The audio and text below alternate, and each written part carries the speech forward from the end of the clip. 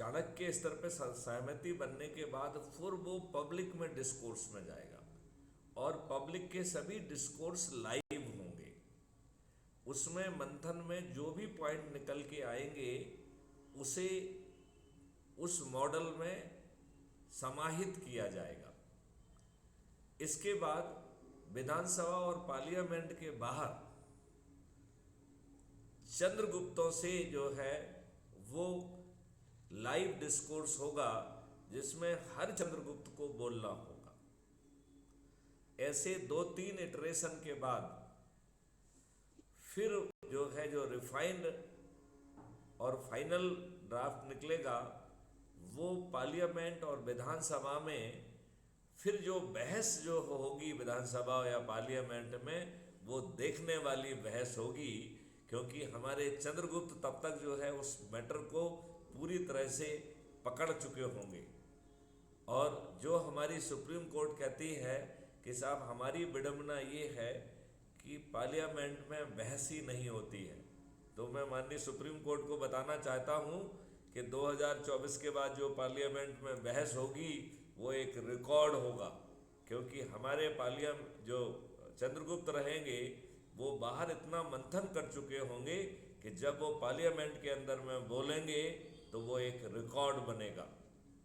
और इसके बाद जो है वो चीज़ नियम और कानून और टेक्नोलॉजी हमारे इसका हिस्सा बन जाएगी, हमारे लॉ ऑफ लैंड का हिस्सा बन जाएगी।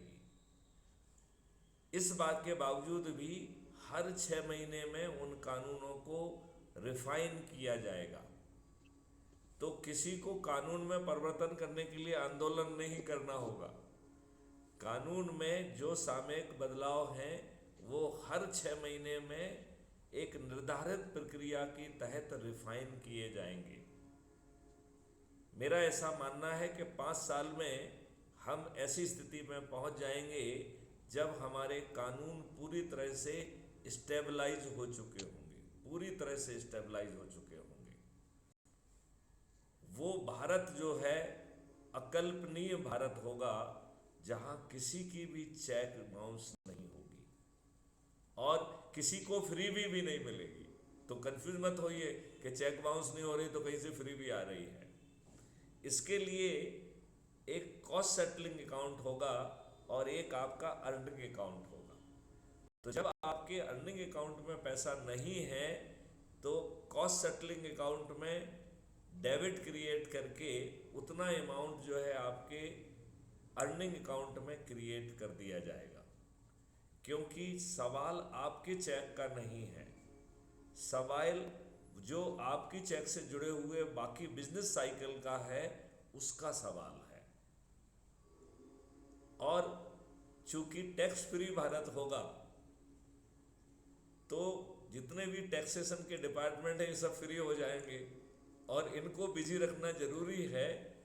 तो जैसे ही आपकी चेक बाउंस होने की स्थिति बनेगी या आपके अर्निंग अकाउंट में पैसा नहीं होगा तो ये लोग खुद आपके पास पहुंचेंगे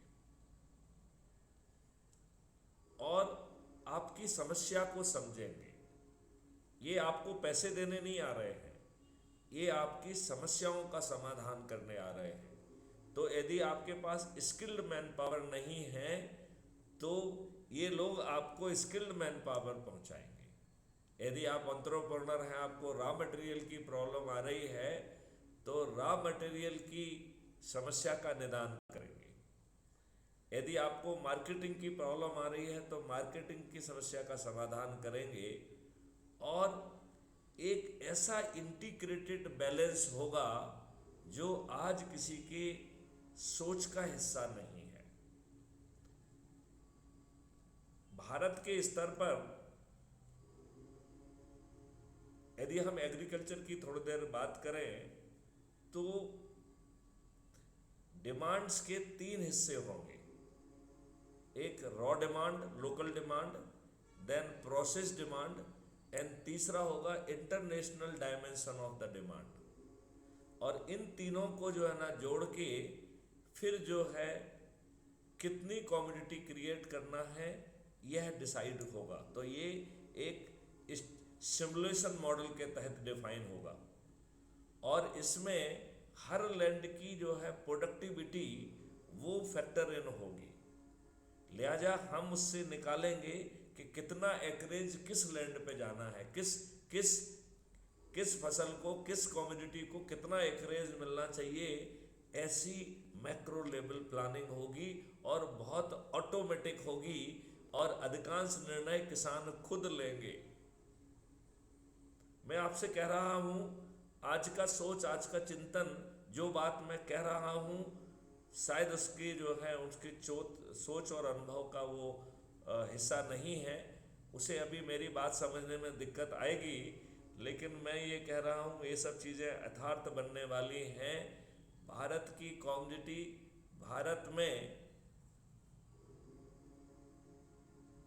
2 MSP से 3 MSP पे बिकेगी, और जो क्राइम फ्री भारत की रिवार्ड मनी होगी उससे जो क्रय करेगा उसको 10% का डिस्काउंट मिलेगा। और वही कम्युनिटी, उसमें जो है ना औषधियाँ भी होंगी, और उसमें दीर्घायु बनाने के एलिमेंट होंगे, और रासायनिक विष गायब हो जाएगा।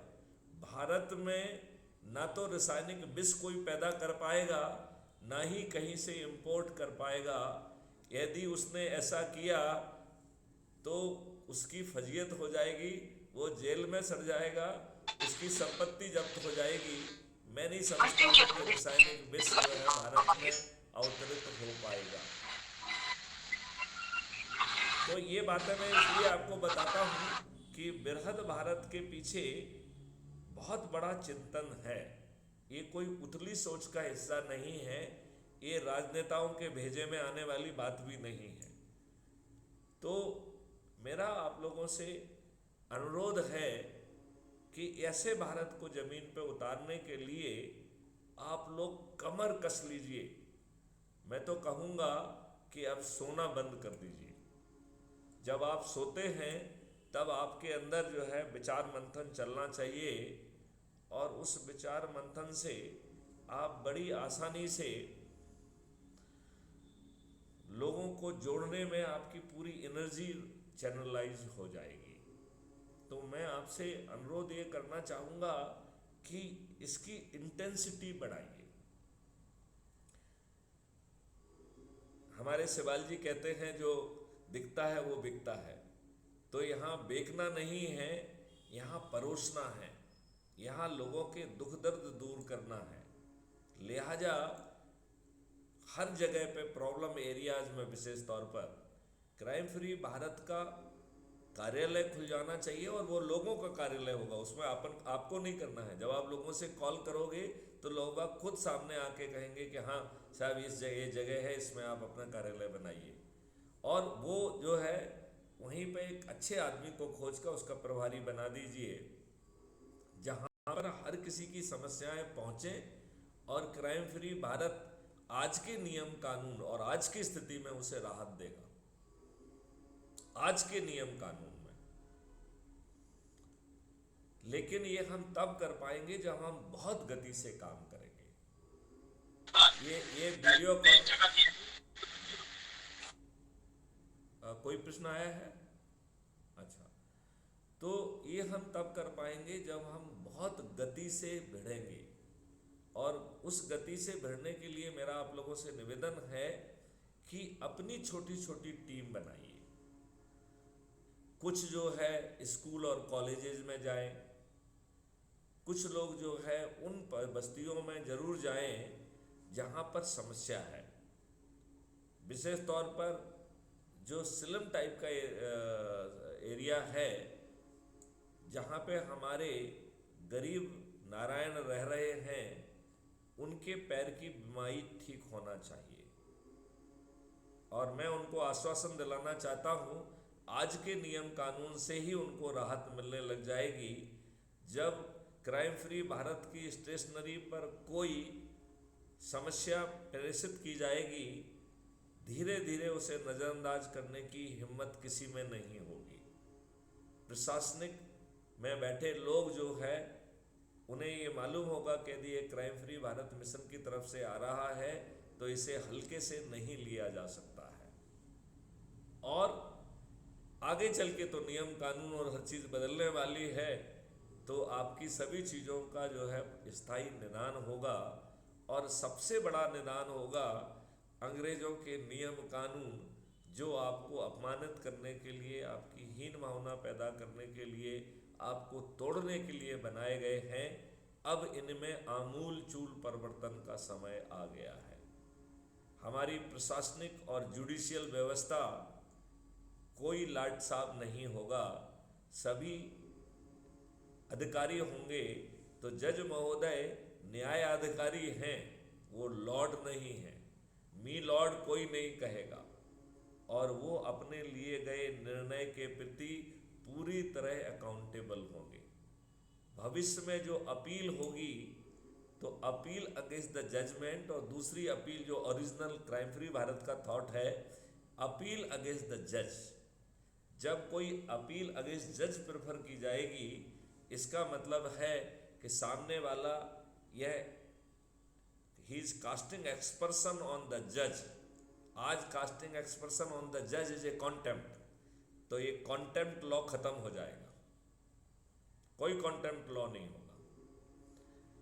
तो कास्टिंग एक्सपर्सन ऑन द जज विथ प्रूफ, उसको हम कहेंगे अपील अगेंस्ट द जज। और उस केस में जज महोदय को खड़े होकर अपने आदेश, अपने जजमेंट को डिफेंड करना होगा। यदि हमारे जज महोदय अपने जजमेंट को डिफेंड नहीं कर पाए, तो उन्हें महाअभियोग से अभियोजित कर दिया जाएगा। ये मैंडेटरी होगा, और उन्हें अपनी पॉकेट से उनके आदेश के कारण जो क्षति हुई है, वो कंपनसेशन भी देना होगा। लिहाजा अधिकारी भी उत्तरदायी होंगे, हमारी जुडिशरी भी उत्तरदायी होगी। आज की व्यवस्था में जनता गुलाम है, बाकी सब पीयून से लेके सभी लोग जो है वो लॉर्ड बने हुए हैं, और हम उनको और अधिक से अधिक अधिकार देते जा रहे हैं, तो जनता बड़ी गुलाम बनती जा रही है।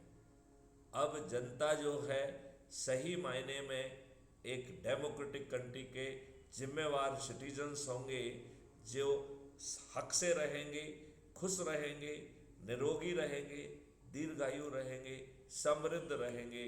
ऐसा भारत होगा हमारा। और ये यात्रा चंद महीनों दूर है, क्योंकि ये हमें डेमोस्ट्रेशन मध्य प्रदेश, छत्तीसगढ़ और राजस्थान में करना होगा। लिहाजा हमारी एनर्जी का एक बड़ा हिस्सा इस समय मध्य प्रदेश, राजस्थान और छत्तीसगढ़ में लगना चाहिए। बाकी जगह पे भी हम काम करते रहेंगे, शांति से कहीं नहीं बैठना है, लेकिन यहाँ पर हमारी एनर्जी की इंटेंसिटी बढ़ जाना चाहिए, जिससे हम जो है 100 करोड़ के जो लक्ष्य है उस पर पहुँचे। और ये बहुत आसान है। आज यदि हमारे काम में विलम्ब हो रहा है, तो हम अपने शपथ का हिस्सा पूरा नहीं कर रहे हैं, और हम तो कह रहे हैं कि शपथ में पहले 10 लोगों को जोड़ लीजिए, आपका 99% काम हो गया है। 10 लोगों को जोड़ना तो बहुत ही आसान है, लेकिन किसी भी व्यक्ति को बिना ऊर्जाकृत किए, बिना समझाए, बिना उसकी सोच को चिंतन के हम अपनी चीज़ उस पर नहीं थोपेंगे। उसे सोचना है कि उसके लिए क्या अच्छा है। क्या वो विचाराधीन सदस्य के रूप में जुड़ेगा, अभी उसे और समझने के लिए समय चाहिए, या वो शपथकृत सदस्य के रूप में जुड़ेगा, जिसमें वो अपनी सोच क्षमता के कारण पारिवारिक पर्दे के पीछे रहना चाहता है, या वो पर्दे के आगे आकर अधिक से अधिक संगोष्ठियां करके मेरिट लिस्ट में अपना स्थान बनाकर न केवल जो है इन राजनेताओं को मतदान के पहले हार स्वीकार करने के लिए विवश कर देगा। इस मॉडल में इतने प्यारे ढंग से डिजाइन किया गया है कि आपको किसी से वोट नहीं मांगना है। आप जो लोगों के पास जा रहे हैं वो अपने लिए जा ही नहीं रहे हैं। आप कह रहे हैं कि आपको परिवर्तित भारत चाहिए, आपको अपराध मुक्त भारत चाहिए, आपको भ्रष्टाचार मुक्त भारत चाहिए। क्या आपको गुलामों के जो नियम कानून हैं इनसे मुक्ति चाहिए? क्या जो आज की लाटसावी, क्रूर, असंवेदनशील और भ्रष्ट व्यवस्था है इसमें महापरिवर्तन चाहिए? क्या आपको किसानों को आमदनी 5 गुना और मजदूरों की आमदनी 10 गुना बढ़ाना चाहते हैं? क्या आप इनकम टैक्स फ्री भारत चाहते हैं और विकास के लिए 20 गुना ज़्यादा पैसा चाहते हैं? तो जुड़ जाइए। और जो लोग अभी समझने के लिए समय चाहते हैं वो विचाराधीन सदस्य के रूप में जुड़ जाए। उनसे मेरा, विचाराधीन सदस्यों से मेरा अनुरोध है कि वो जरूर जो है कुछ वीडियोस रोज देख के अपना जो विचाराधीन है इस विचार को बहुत जल्दी से कंप्लीट करें और वो शपथकृत सदस्य या शपथकृत चंद्रगुप्त बने। शपथकृत सदस्य की जो बात है वो जरूर ध्यान से समझने की है। शपथकृत सदस्य वह मजबूर प्राणी है जो कह रहा है कि मुझे परिवर्तित भारत तो चाहिए लेकिन मैं पर्दे के पीछे रहूंगा और अपने सदस्य संकल्प को पूरा करूंगा। अब सदस्य संकल्प में मैंने उसे थोड़ा सा रीडिफाइन किया है। जो पहले हम 90 लोगों पे जोर दे रहे थे अब हमने उसे घटा के 10 लोगों पे जोर दे दिया है। तो हम कह रहे हैं पहले 1-2 दिन में हम 10 लोगों को जोड़ देंगे, फिर 1-2 लोगों को जोड़ते हुए 90 लोगों का संकल्प भी पूरा करेंगे। इसका जो दूसरा भाग है वो उनके अपने लिए है, क्योंकि आज के वातावरण में चारों तरफ निराशा है, डिप्रेशन है, हताशा है, षड्यंत्र हैं। तो इन चीज़ों से बाहर निकालने के लिए, अपने आप को डिप्रेशन और निराशा से बाहर निकालने के लिए ये बहुत ज़रूरी है कि हम अपराध मुक्त भारत मिशन का एक वीडियो जरूर सुनें। ऐसे वीडियो को पहचाने जो आपकी परिस्थिति में आपको सबसे ज़्यादा प्रेरणादायक लग रहे हैं। उन वीडियोस को जो है ना आपको लोगों के साथ देखना है। तो जो ये वीडियो देखने की बात है इसका मकसद है कि आपके अंदर का डिप्रेशन खत्म हो, आपके अंदर का निराशा खत्म हो और आपके अंदर का कमिटमेंट और डेडिकेशन बढ़े, जिससे कि आप अपने जो 90 लोगों को जोड़ने का संकल्प है उसे आप पूरे डेडिकेशन और कमिटमेंट से समय सीमा में पूरा करेंगे। यदि हम उस कमिटमेंट को अभी पूरा कर रहे होते तो अब तक हम 100 करोड़ हो चुके होते। तो इसमें यदि हम 100 करोड़ अभी नहीं हुए हैं तो इसमें मॉडल की प्रॉब्लम नहीं है, प्रॉब्लम हमारी है क्योंकि हम हिल नहीं रहे हैं। यदि हम हिलेंगे, हम प्रयास करेंगे, हम संगोष्ठी करेंगे, यदि हम अपने घर के लोगों को जोड़ेंगे, यदि हम अपने मित्रों को जोड़ेंगे, यदि हम अपने पड़ोसियों को जोड़ेंगे तो निश्चित रूप से ये काम 9 दिन क्या अब तो 5 दिन में पूरा हो जाएगा। अभी भी मैं अपने सोते हुए साथियों से अनुरोध करता हूँ कि इतने बड़े महापरिवर्तन के लिए हम में से किसी को इस तरीके से निष्क्रिय रहने का हक नहीं है।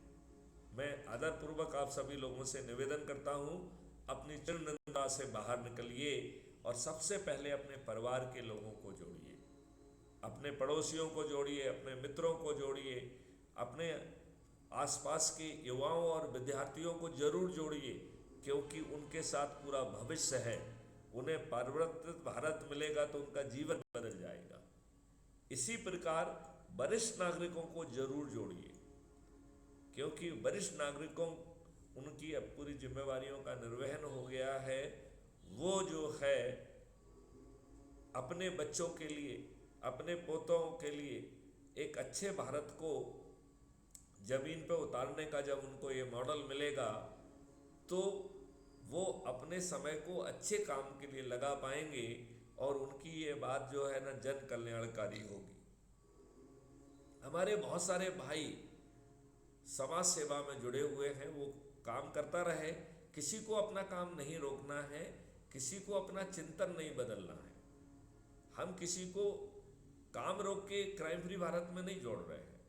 वो जो भी काम कर रहा है इतने वर्षों से, इतने अर्से से, उस काम को उसी शिद्दत से करता रहे। केवल खुद जुड़ जाए और पहले अपने परिवार और उनको सदस्यों को जोड़ दे। 1 या 2 दिन में जो है 10 लोगों को जोड़ ले और फिर जो है धीरे धीरे 1-1, 2-2 जोड़ते जोड़ते अपने संकल्प जो 90 लोगों को जोड़ने का है उसे पूरा करें। इस पूरी शपथ का तीसरा हिस्सा सबसे ज़्यादा महत्वपूर्ण है, जो शंखनाद कर रहा है। उस शंखनाद के कारण ही सभी राजनेता मतदान के पहले अपनी हार स्वीकार करने के लिए विवश होंगे। इस अंश को जरूर बारीकी से सुनिए।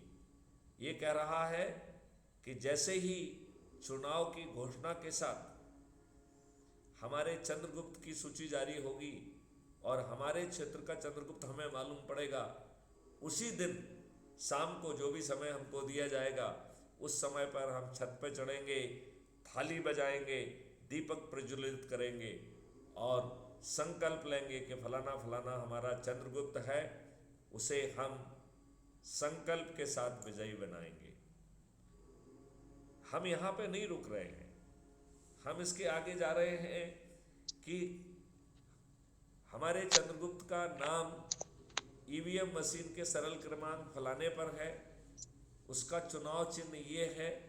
मैं उसके ना केवल सामने बटन दबाऊंगा बल्कि नीचे गिरने वाली पेपर ट्रेल को बहुत ध्यान से देखूंगा, क्योंकि जो शंकाएं कुशंकाएं ईवीएम मशीन में लोग बाग देख रहे हैं तो संभव सब कुछ है।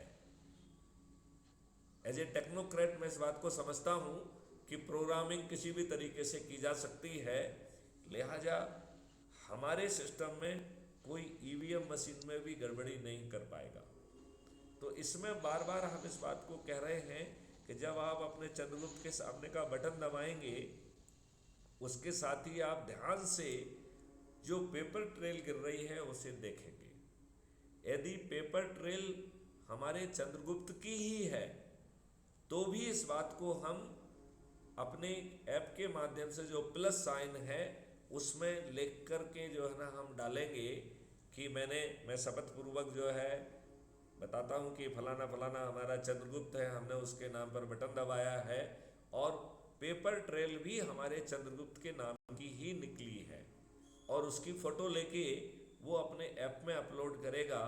तो यदि ईवीएम मशीन में जोड़ने की गड़बड़ी रखी गई है कि काउंटिंग किसी की भी हो, पेपर ट्रेल किसी की भी गिरे, लेकिन जीत जो है कमल की ही होगी, यदि ऐसा कुछ गड़बड़ है तो हम जो है बड़ी आसानी से पेपर ट्रेल काउंटिंग की तथ्यात्मक जानकारी के आधार पर मांग कर पाएंगे, जिसे कोई भी जो है अमान्य नहीं कर पाएगा। अब इसका जो है अगला हिस्सा है वो बहुत ध्यान से सुनिए कि यदि पेपर ट्रेल हमारे चंद्रगुप्त की नहीं है और से कमल की है, राइट, इसका मतलब है कि ईवीएम मशीन में गड़बड़ी है। बटन आप कोई भी दबाओ, पेपर ट्रेल तो उसी की निकलना है जिसका उसको आदेश मिला है, राइट।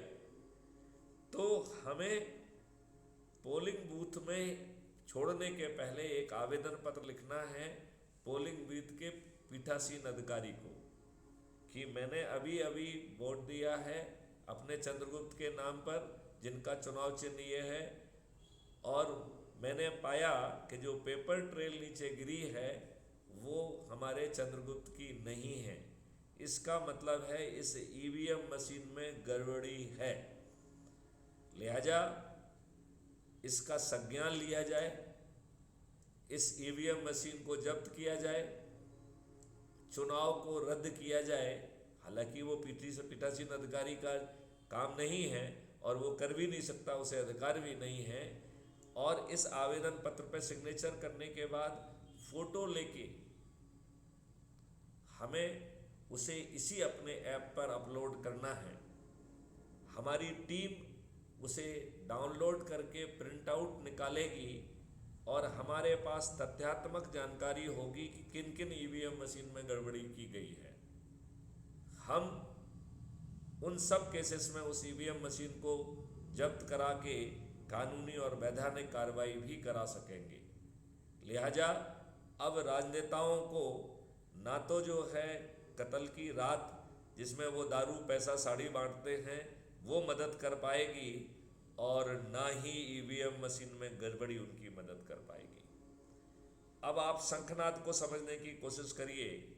इस मॉडल के तहत यदि हम सिर्फ अपने शपथकृत का संदेश जो है ना, संकल्प को पूरा कर लेते हैं, बल्कि उसका 1/10 भी पूरा कर लेते हैं, तो हम 100 करोड़ हो जाएंगे, वो भी 9 दिन में। 100 करोड़ वो भी 9 दिन में। हम अभी ऑलरेडी चौथे दिन के पड़ाव पर हैं, मतलब हमें सिर्फ 5 दिन चाहिए। यदि हमारे अभी जो जुड़े हुए साथी हैं वो जग के जो है सिर्फ जो है ना अपने संकल्प को पूरे करने के लिए लग जाएं, तो मात्र 5 दिन में हम 100 करोड़ होंगे। 100 करोड़ का मतलब है 80% मतदाता। 100 करोड़ का मतलब है कि जब ये 80 मतदाता छत पर जाके थाली बजाकर दीपक जलाकर ये कहेंगे कि फलाना फलाना हमारा चंद्रगुप्त है, उसे हम संकल्प के साथ विजयी बनाएंगे, और ये जो है जिस दिन से नोटिफिकेशन जारी हो रहा है उसी दिन से कहना चालू कर देंगे। तो जैसे हम कोई कथा करते हैं तो बगल वाला पूछता है कि भाई साहब आप कर क्या रहे हैं, तो सामने वाला कहता है कि मैं सत्यनारायण की कथा करता हूं, तो वो भी बैठ जाता है और प्रसाद लेने के बाद ही जाता है, राइट। उसी तरीके से जब आपसे कोई पूछेगा कि आप क्या कर रहे हैं, आप थाली क्यों बजा रहे हैं, दीपक क्यों जला रहे हैं, और ये क्राइम फ्री भारत क्या है, 21 लक्ष्य क्या है, और आपके चंद्रगुप्त कौन हैं, तो आपकी बात सुन के चाहे वो ऐप से ना जुड़े, लेकिन वो छत पर जरूर चढ़ जाएगा और वो थाली बजाएगा और दीपक जलाएगा, और वो भी आपके चंद्रगुप्त के लिए कहेगा कि ये हमारा भी चंद्रगुप्त है, इसे हम जो है संकल्प के साथ जिताएंगे। तो जब 95-99% लोग थाली बजाकर दीपक जलाकर डेमोस्ट्रेटिव डेमोक्रेसी के तहत जब ये शंखनाद कर रहे होंगे, आप साथियों से मैं पूछना चाहता हूं, क्या मतदान के पहले ये राजनेता अपनी हार स्वीकार कर लेंगे कि नहीं करेंगे? मैं यहां पर थोड़ा सा रुक रहा हूं, आपके रिस्पांस को सुनना चाहता हूं।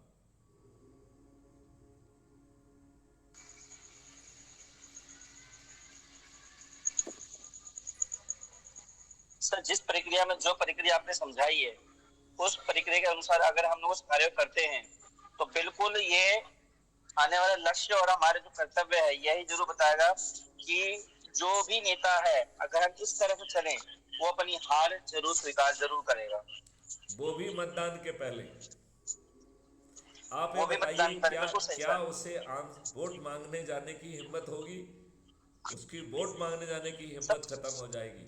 यार सवाल करना पड़ेगा सर। बिल्कुल सर, क्योंकि जैसा आपने बताया है कि जैसा हम कार्य प्रणाली हमारे, और जब डिजिटल सब कुछ हो जाएगा, जब उसके पहले उसका रिकॉर्ड, उसकी जो भी कार्यवाही जो आज तक किया है, चाहे उसके दुष्कर्म हो चाहे सत्कर्म हो, वो सब पहले जनता को दिख जाएगा। उसके बाद ही वो बंदा जनता के बीच में जा पाएगा। उससे पहले तो जनता के पास पूरी हिस्ट्री चल जाएगी उसके पास, जनता के पास। बहुत सही। सदर आलम जी कुछ कहना चाहते हैं? जी सर, मैं ये कहना चाह रहा था कि ये जो थाली बजाओ और ये दीपक जलाए तो मोदी जी का कॉन्सेप्ट है, तो क्यों आपने ना हम बिल्कुल कुछ सही अलग कहा से है। कॉन्सेप्ट। तो जो है हमें जहां कहीं भी अच्छी चीज मिलेगी, भाई साहब वो किसी का रजिस्टर्ड वो नहीं है। हम अलग से क्यों एक अलग से ऐसा नहीं नहीं, इसमें क्या दिक्कत बात है भाई? थाली बजाओ दीपक जलाओ, अच्छी बात है। सदर जी मैं बताता हूँ, सदर जी मोदी जी कॉन्सेप्ट क्या था ये कि ब्राजील में अब एक बार किसको रात को मालूम है लाइट किसने चली गई किससे थी। चोरी किया है, तो आप इस बात पे बच जाइए। लेकिन चलिए, चूंकि अभी उन्होंने ऑलरेडी कर लिया है तो उनके नाम पे ही अपन कह देते हैं। देखिए, इसमें इस संशय में मत पड़िए।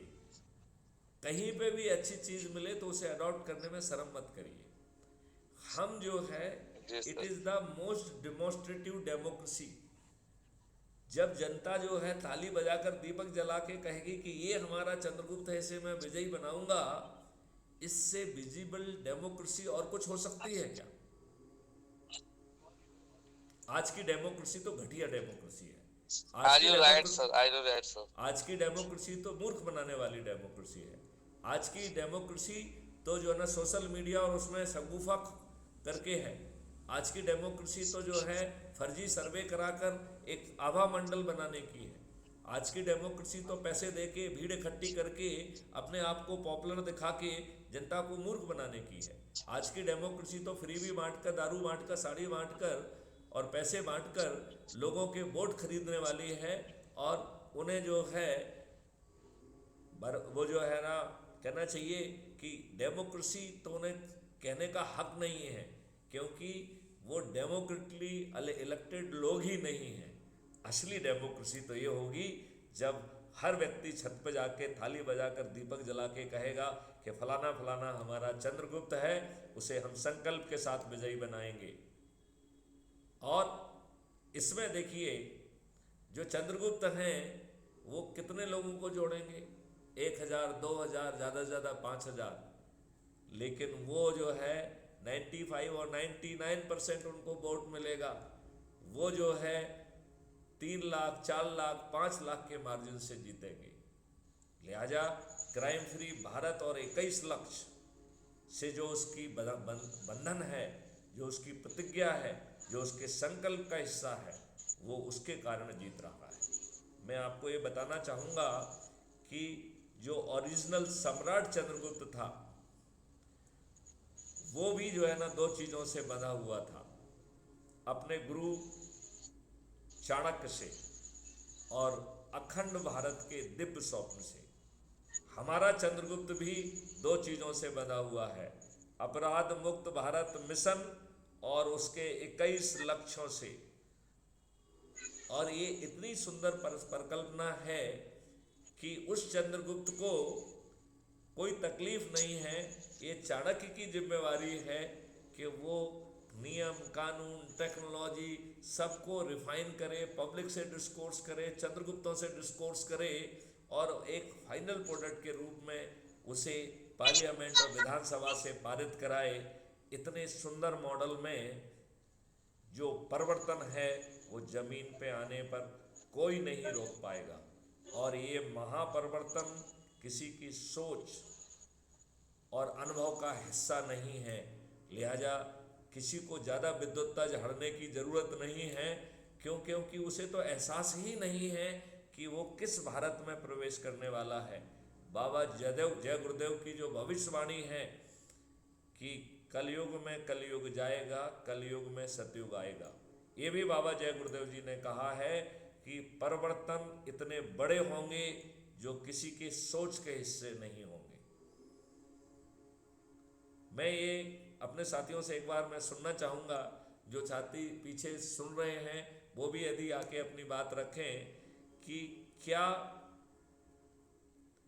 जो मॉडल हमने बताया है, इस मॉडल में मतदान के पहले ये राजनेता अपनी हार स्वीकार कर लेंगे कि नहीं करेंगे? जी नमस्ते सर। जी पूजा जी नमस्कार। बोल रहे थे कि राज्यपाल जम्मू कश्मीर में मनोज सिन्हा जो हैं जी हमारे चाचा लगेंगे जी और उनसे आए थे गांव में, बनारस लखनऊ वो तो रहते हैं लेकिन गांव में आए थे बिहार में, तो उनसे हम दिखाए वीडियो, तो बस इतना ही बोले कि बेटा अभी तू बहुत बच्चा बड़ो, इस सब के समझ से बाहर बा तोहरा, और ये हवा हटे, ये चलल बा लेकिन खुद नॉर्मल मतलब रुक जाई। तो हम ये इसके बारे में मनोज कुछ सिन्हा जी समझ जो नहीं है, पाए। 1 मिनट पूजा जी, मनोज सिन्हा जी मेरे साथ एक मंच में थे जिसका डायलॉग ही ये था, GRP help app and crime free Bharat, right? और वो हमारे साथ मंच जी में बैठे हुए थे। जी मैं आपको ये बता दूं, ये राजनेता इतनी जी आसानी से कोई बात स्वीकार कर लें, क्योंकि इन्हें तो झूठ बोलने की आदत है। ये तो इतने दुष्ट जी हैं कि इन्होंने अपने देशवासियों के ऊपर गुलामों के नियम कानून थोप के रखे हैं। ये इतने दुष्ट हैं कि हमारे माननीय प्रधानमंत्री जी 15 अगस्त 2022 को लाल किले से जो है ना प्रण लेते हैं कि गुलामी के हर अंश से मुक्ति, लेकिन हमें लज्जा आती है कि उन्हें इन कॉलोनियल रूल्स में, इन गुलामी के नियम कानूनों में, इन गुलामी की व्यवस्था में गुलामी की बदबू नहीं आती है। ये हम सब भारतवासियों के लिए लज्जा का विषय है। ये जी राजनेता सही काम नहीं करते हैं। ये राजनेता संविधान की व्यवस्था के विपरीत कानून बनाते हैं। ये राजनेता संविधान के दिशा निर्देशों का पालन नहीं कर रहे हैं और मोटी खाल के हो गए हैं। जहां ये ऐसे राजनेता हैं जो जिनके कारण ये राजनेता बने, वो ऐसे अपने ही कार्यकर्ताओं को जो है ये अनादर करते हैं, उन्हें अपना चरण सेवक बना के रखते हैं, उन्हें महत्व नहीं देते हैं, उन्हें जो है टिकट नहीं देते हैं। ये इतने दुष्ट हैं, ये इतने दुष्ट हैं कि आम आदमी जो 40-42 साल की नौकरी करेगा उसे 2004 के बाद पेंशन नहीं मिलेगी, लेकिन इस निर्लज्ज और मोटी खाल के राजनेताओं को लज्जा नहीं आती है कि जो एक दिन की शपथ लेने पे भी इन्हें पेंशन मिलेगी और हर बार की शपथ लेने पे अलग अलग पेंशन मिलेगी। इनमें से बहुत सारे नेता 7-7, 8-8 बार की पेंशन ले रहे हैं। ये इतने निर्लज्ज हैं। इन निर्लज्जों को महत्व देना बंद करो। ना इनका चरित्र है, ना सोच है, ना चिंतन है। अब इनके पाप का घड़ा भर चुका है, इनकी हार सुनिश्चित है। जी सर। पूजा जी, आपको मनोज सिन्हा जी और मेरी बात में कुछ फर्क समझ में आ रहा है? बहुत का सर, बहुत का फर्क है और आपका ही बात सही है। तो पूजा जी, मनोज सिन्हा जी जो है उथले चरित्र के व्यक्ति हैं। ये सिविल सर्वेंट रहे हैं, सिविल सर्वेंट से जो है ना नेता बने हैं। ये जो है उत्तर प्रदेश के मुख्यमंत्री बनने का सपना देख रहे थे।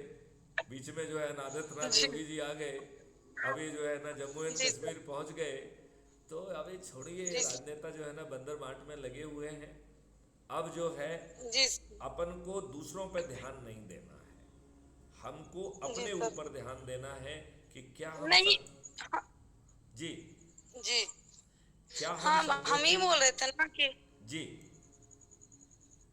हम ये बोल रहे थे ना कि जैसे रिलेशन में सबको जोड़ना था, तो हमारे पापा के भाई के दोस्त हैं और हम लोग का मतलब चाचा हैं और बहुत पुराना अथी है। तो हम सोचे कि भेंट हो गया, तो हम सोचे कि चलिए आपने बहुत थोड़ा अच्छा इनसे किया। दिखते हैं। और मैं आपको बता दूं, उनके पास मेरी तरफ से देखिए जितने एमएलए एमपीज हैं, मेरी फीड उन सबके पास रोज जाती है। तो ये तो कोई कह नहीं सकता है कि उसे मालूम नहीं है। और मैं आपको ये चीज भी बता दूं कि ये लोग क्राइम फ्री भारत मिशन से घबराए हुए हैं जी सर। और आगे इनकी घबराहट बहुत बढ़ने वाली है। लेकिन मैं अपने साथियों से निवेदन करना चाहता हूं, वो दूसरों की तरफ देखना बंद कर दें, वो खुद जुड़ जाएं। 90% काम हो गया खुद जुड़ने मात्र से। और यदि उन्होंने जी सर, हमको भी और आदेश दिए कि इसको डिलीट करो। और ये संस्कार कहाँ से मिल गया कि हमारी घर की बच्चियां ये सब में उतर जाए। हम बोले कि तो अगर घर के बच्ची के साथ नाइंसाफ और उसका हर चीज रहते उसको पीड़ित किया जाए, घर का ही आदमी करे, तो फिर वो थाना में जाती है, कोर्ट में जाती है, तो ये मोबाइल पे बैठे बैठे क्यों नहीं कर सकती है। हम यही बोले और बोल के फिर उनको प्रणाम भी नहीं किए, चले आए। तो बोले कि हमारी बच्ची बहुत मतलब ऐसी है, घमंडी टाइप की लड़की है। देखिए जी ये किसी चीज को डिलीट करना, उसका जवाब देने की बजाय डिलीट करना कितनी घृणित जो है ना सोच को दर्शाता है। यदि उनमें यदि थोड़ी सी काबिलियत होती तो वो फैक्ट के आधार पर बात करते। और हम तो ये कह रहे हैं मनोज सिन्हा जी के भी ये लक्ष्य होना चाहिए। ये 21 लक्ष्यों वाला भारत तो हर भारतवासी का सपना होना चाहिए। होना चाहिए कि नहीं होना चाहिए? मनोज सिन्हा का क्यों सपना नहीं होना चाहिए? उनका भी सपना होना चाहिए।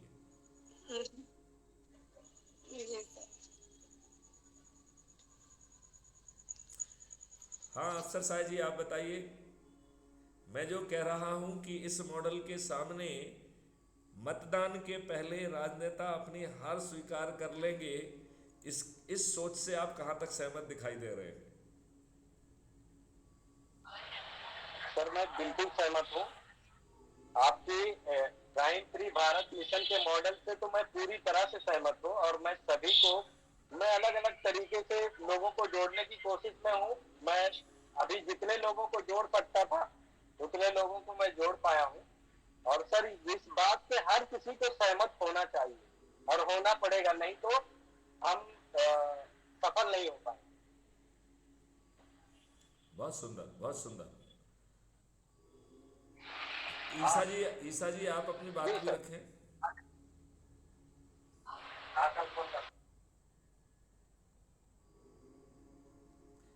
ईसा जी, क्या इस बात से आप सहमत हैं कि क्राइम फ्री भारत के इस मॉडल के सामने मतदान के पहले अधिकांश राजनेता अपनी हार स्वीकार कर लेंगे और हमारे संजय सिवाल जी के शब्दों में कहा जाए तो उन्हें घर के बाहर निकलने में शर्म आने लगेगी? सर मैं पूरी तरीके से सहमत हूँ, और हमारी क्राइम फ्री भारत मिशन की टीम जिस तरीके से जोश के साथ लगी हुई है और जिस तरह से आगे बढ़ रही है, डेफिनेटली हम लोग सक्सेस पाएंगे। और जैसा कि आपने अभी सारी बातें कही, मैंने पूरी बातें सुनी हैं और मैं कंप्लीटली आपकी बातों से सहमत हूँ। बहुत सुंदर, बहुत सुंदर। हमारे लल्लन जी अपनी बात रखें। जय हिंद साहब, जय हिंद। जय हिंद। अभी सवाल अपनी केवल बात इतना तो ही है, हमने नहीं, अभी देखिए, अभी सवाल केवल इतना है कि जो हमने शंखनाद का तरीका रखा है और जिसमें आगे चल के हमारे थोड़े से प्रयास से ही 99% लोग छत पे चढ़ के थाली बजाकर दीपक जला के कहेंगे कि ये हमारा चंद्रगुप्त है, उस माहौल में इसे नज़रअंदाज करने की किसकी हिम्मत होगी? और अधिकांश राजनेता यदि जाहिर तौर पे नहीं तो अपने मन में जरूर ये बात मान लेंगे कि अब हमारी हार सुनिश्चित है। बिल्कुल सही साहब, बिल्कुल सही। लेकिन हम अपने बिहार की बात करेंगे सर। बिहार का इन्वायरमेंट दिल्ली जैसे इन्वायरमेंट नहीं है। अभी हम देख रहे हैं पूरे भारत में दिल्ली का environment crime free Bharat mission के लिए जितना अनुकूल है उतना और स्टेट का इन्वायरमेंट शायद ही हमको दिखाई दे रहा है। तो और बिहार एक मिनट, सबसे ज्यादा बीमारी कहीं फटी हुई है तो आपके बिहार में फटी हुई है। सबसे ज्यादा अन्याय आपके बिहार में है। सबसे ज्यादा जो है गड़बड़ियां आपके बिहार में हो रही हैं। बिहार में है, लेकिन किसी को हिम्मत नहीं हो रही है कि इसमें ये झंडा लेके आगे बढ़े कोई। काहे तो चारों तरफ देख रहा है बाहुबली का कहने मतलब आक्रांता। बिहार में बाहुबली की आक्रांता है। अभी परसों चौथा रोज घनश्याम पोद्दार जी आए थे मछहा से, उसका 2 बीघा गेहूं मकई काट लिया। एप्लीकेशन थाना से लेके एसपी तक दिया, लेकिन कहीं कोई कार्रवाई नहीं। वैसे ठंडा अवस्था में पड़ा है, बेचारा दर का ठोकर खा रहा है। कल जो मैंने प्रक्रिया समझाई थी, आप वहाँ पे कार्यालय खोल दीजिए और क्राइम फ्री भारत के पैड पे जो है ना उसको, जैसा मैंने कल समझाया था, दोबारा नहीं समझाऊंगा। आप कल के जो है ना वीडियो को सुन लीजिए और उसमें विस्तार से पूरी बात समझाई गई है। तो मैं आपसे कह रहा हूँ, सरकार गिर जाएगी, बिना जो है ना सत्ता परिवर्तन के ही सरकार गिर जाएगी। इतनी ताकत है जो हमने मॉडल बताया है, उसमें इतनी ताकत है, इतनी ज्यादा ताकत है। आज के नियम कानून में वो आर्टिकल 356 के तहत डिसमिस हो जाएंगे और आगे जाके आपने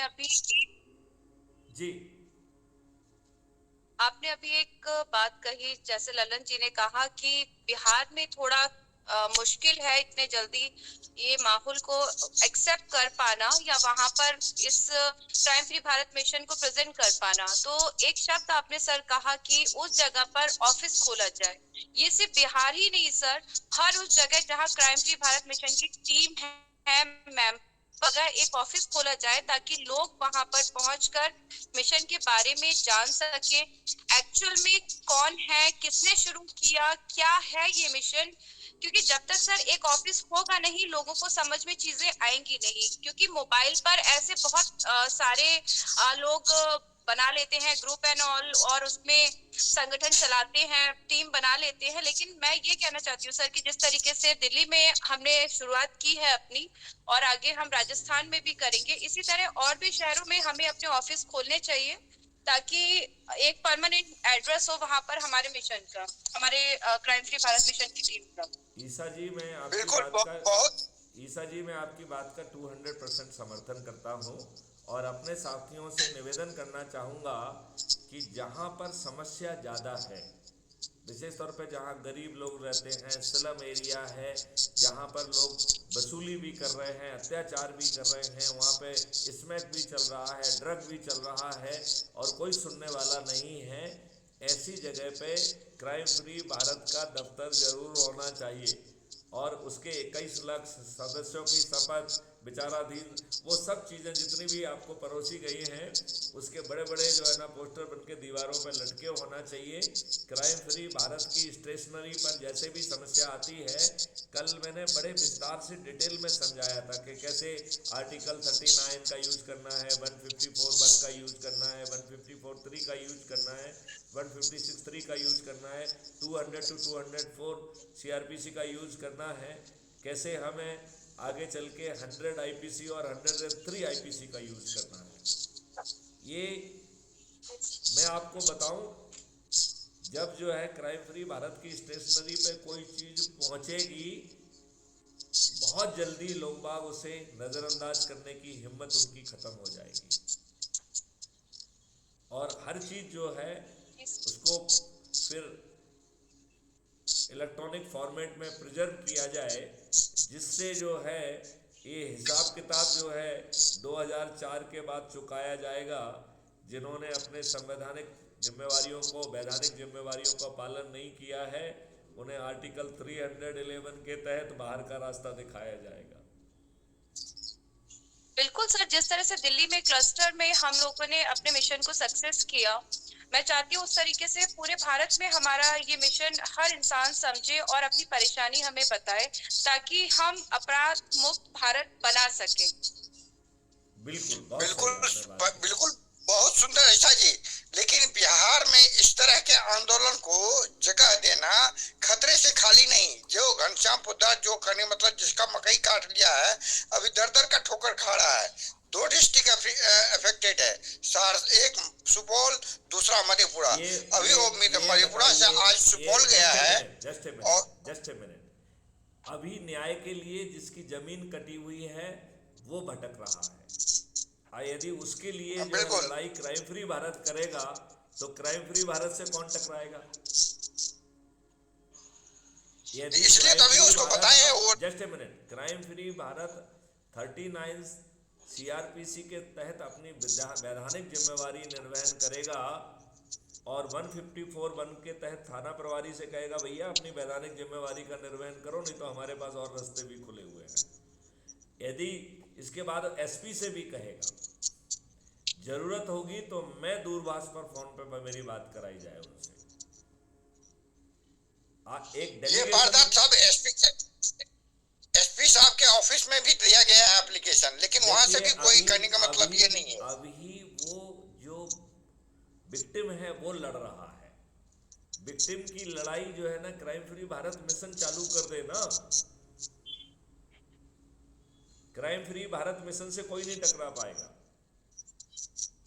ना। इसके संदर्भ में हमारे केपी पांडे साहब को भी जानकारी है। पिछले रोज जब आया था तो उसको डायरेक्ट करने का मतलब डिलीट किए थे। ललन सिंह जी, आपकी सोच और चिंतन पुराने तरीके का है।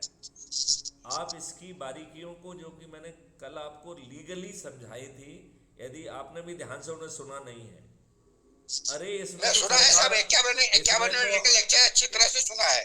इसमें आर्टिकल 356 के तहत सरकार भी गिर सकती है